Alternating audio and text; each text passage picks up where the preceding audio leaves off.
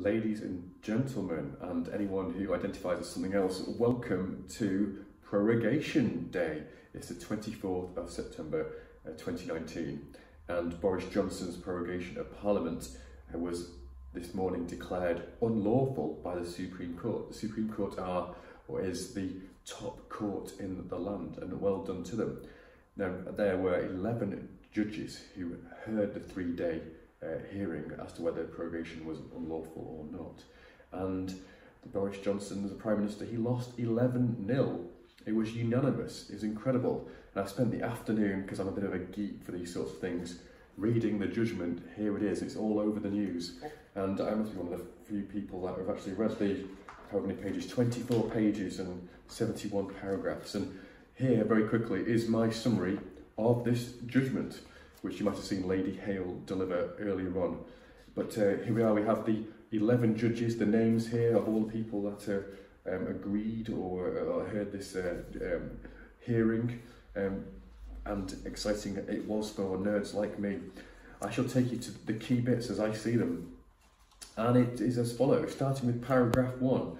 This is Lady Hale and Lord Reed giving the judgment, although it's only Lady Hale that read it, and she says as follows, paragraph 1, "It is important to emphasise that the issue in these appeals is not when and what terms the United Kingdom is to leave the European Union. This issue is whether the advice given by the Prime Minister to Her Majesty the Queen on the 27th and 28th of August 2019 that Parliament should be prorogued from a date between the 9th and 12th of September until the 14th of October was lawful. It arises in circumstances which have never arisen before," have they not? "And are unlikely ever to arise again, I bet. It is a one-off," they say, "but our law is used to rising such challenges and supplies us with the legal tools to enable us to reason to a solution." What a lovely start, paragraph 1. Read paragraph 1, everybody. It goes through very logically explaining what is prorogation. For those that don't know, and I'm not sure that I knew until recently, essentially when the House of Commons, and the House of Lords, but predominantly the House of Commons, is shut down for a period of time. Now, it normally happens in the run-up to a Queen's speech, which is where a new government comes in and says this is what we want to do, and this is what we don't want to do, etc. But this one was unusual because, of course, the United Kingdom was set to leave the European Union on the 29th of October. And so, shutting down Parliament at this time, some would say, was to prevent parliamentary scrutiny. Now, I encourage anyone to have a look at this, to have a flick through, because it is really the definition, or defines and sets out beautifully our Constitution. And our Constitution is unwritten. It's made up of cases, common law. It's made up of statutes, so legislation where people have voted for it, or MPs have voted for it, and it's gone through the House of Lords and all the processes, and it's been signed by the Queen and statute. And it's also our Constitution is built on conventions, the way we've always done things, more or less. A lot of constitutions are entirely written down, but ours is not. So the judges have had to spend their time working out, essentially, what is our constitution? Now, of course, I'm sure most of them knew. Now, at page 8, Lady Hale sets out the history to this prorogation, who did what, when. I don't expect anyone to read it. It's not particularly the most exciting part, but those interested in politics will probably know a great deal about it. Paragraph 14, Lady Hale talks about Mr. Johnson, Boris Johnson, Prime Minister, making it clear that we needed to say, we, the United Kingdom, needed to tell the European Union that we're going to leave without a deal. And therefore he'd appointed a Michael Gove as the sort of the no-deal minister. And the House of Commons voted against a no-deal Brexit, and this was made clear here. It sets out exactly how the prorogation occurred, when Jacob Rees-Mogg essentially went to see the Queen, and they make the point that they do not know what the Queen was told and cannot draw any conclusions about it. There were no notes of that conversation, which I think is absolutely the norm for these things. Now, skipping on quite a bit, the court was supplied with disclosure, so some documentation that the Cabinet had, and some of the Prime Minister and his inner circle had a sight of, and there was very little. There were some conference calls and some notes of these things, but my reading of the judgment is that the court was most surprised, disappointed, almost horrified how little disclosure and documentation that they had. I don't think they received a witness statement from the Prime Minister, which is something.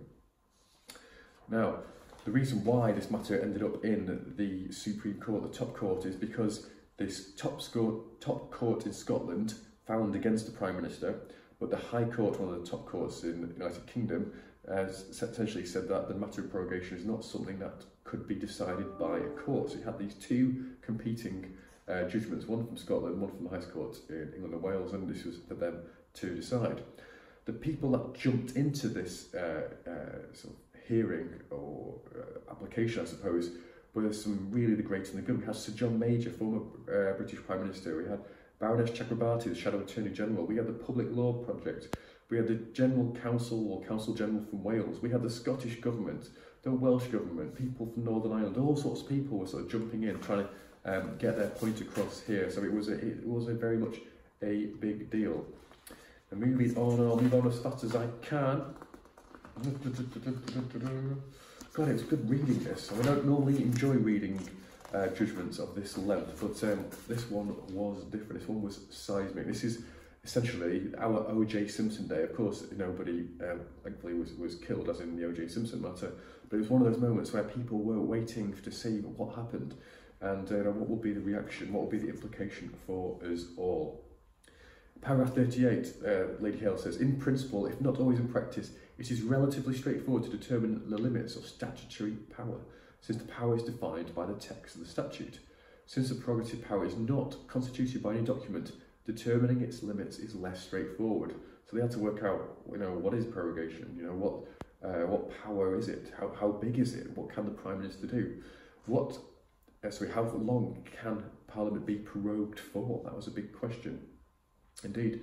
Paragraph 39, and I absolutely love this bit. This is beautiful, and I think constitution lawyers and nerds like me will be reading this for a long time to come. It says as follows: although the United Kingdom does not have a single document entitled the Constitution, it nevertheless possesses a constitution established over the course of our history by common law statutes, conventions and practice. Since it has not been codified, which means written down, to develop pragmatically and remain sufficiently flexible to be capable of further development. So it says some people may disagree and may want it all written down so they could find the Constitution, but the law laws essentially saying that they don't need it because it's more or less easy to figure out. I'm not sure I entirely agree with that, but nevertheless. Paragraph 41, two fundamental principles of our constitutional law are relevant to this present case. The first, they say, is the principle of parliamentary sovereignty, i.e. that laws enacted by the Crown, the Queen in Parliament, are the supreme form of law in our legal system, with which everyone, including the government, must comply. I do like that paragraph there. Let's move on. Lady Hale then talks about whether something has reasonable justification. Does this prorogation, in fact, have reasonable justification? And we'll see what happens next, but you probably know. The first question now for the court was this something that the courts can determine? The Prime Minister's barrister argued that essentially this is something that the courts could not question, matter of judiciability. The English courts, High Court, said it was something that they couldn't make a judgment upon, but here the Supreme Court says yes, it is a matter for the courts, and I'd have to agree it must be as well. Paragraph 53, the court says, as we have explained, the Prime Minister made clear his view that it was advantageous in his negotiations with the EU for there to be a credible risk that the UK might withdraw from the European Union without an agreement unless acceptable terms were offered.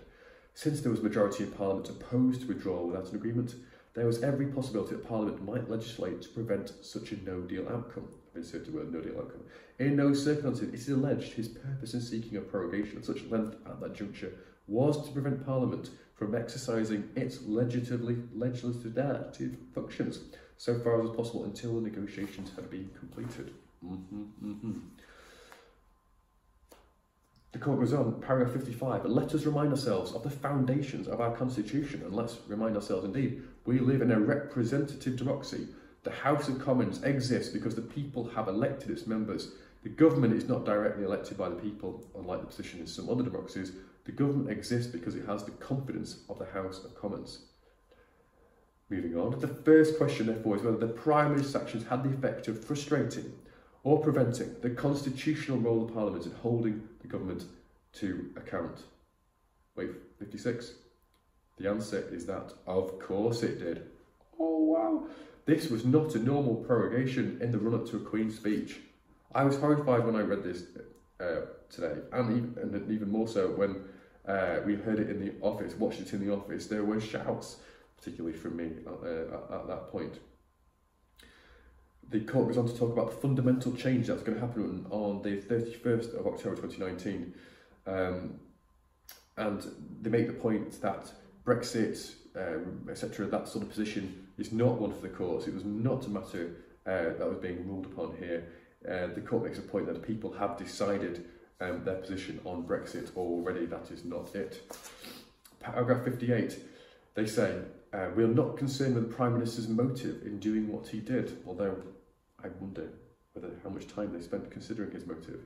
It will be apparent from the documents quoted earlier that no reason was given for closing down Parliament for 5 weeks. Wow. Essentially, they are speculating as to his motive. 59. The unchallenged evidence, because they had no evidence. The unchallenged evidence of Sir John Major, former Prime Minister, is clear. The work on the Queen's speech varies according to the size of the programme, but a typical time is 4 to 6 days, not 6 weeks. Moving on. Paragraph 61. Wow. I've written wow in my notes here. It is impossible to conclude, they say, on the evidence which has been put before us, that there was any reason, let alone a good reason, to advise Her Majesty to prorogue Parliament for 5 weeks from the 9th to the 12th of September until 14th of October. Goodness gracious me. And then to end remedy, as in what's the court going to do, they say that they're going to make a declaration that the advice that the Privy Council gave to Her Majesty was unlawful, and they certainly agree with that. They say the essential question is Parliament prorogued or is it not? And the answer is, it is not prorogued. Goodness gracious me.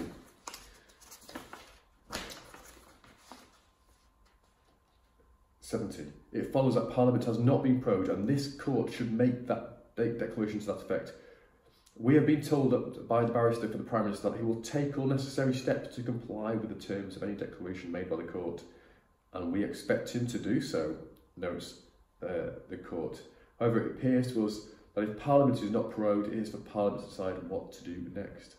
They say, beautifully, unless there is some parliamentary rule to the contrary of which we are unaware, the Speaker of the House of Commons and the Lord Speaker can take immediate steps to enable each House to meet as soon as possible to decide upon a way forward.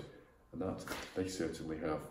So here it is, major day in the Constitution of the United Kingdom. People will be talking about this judgment for centuries to come. Great reading, happy reading. This is not my view on Brexit, it's just my view on the rule of law. It's lawyers, I suppose, the people, the MPs, democracy 11, the Prime Minister 0. Thank you.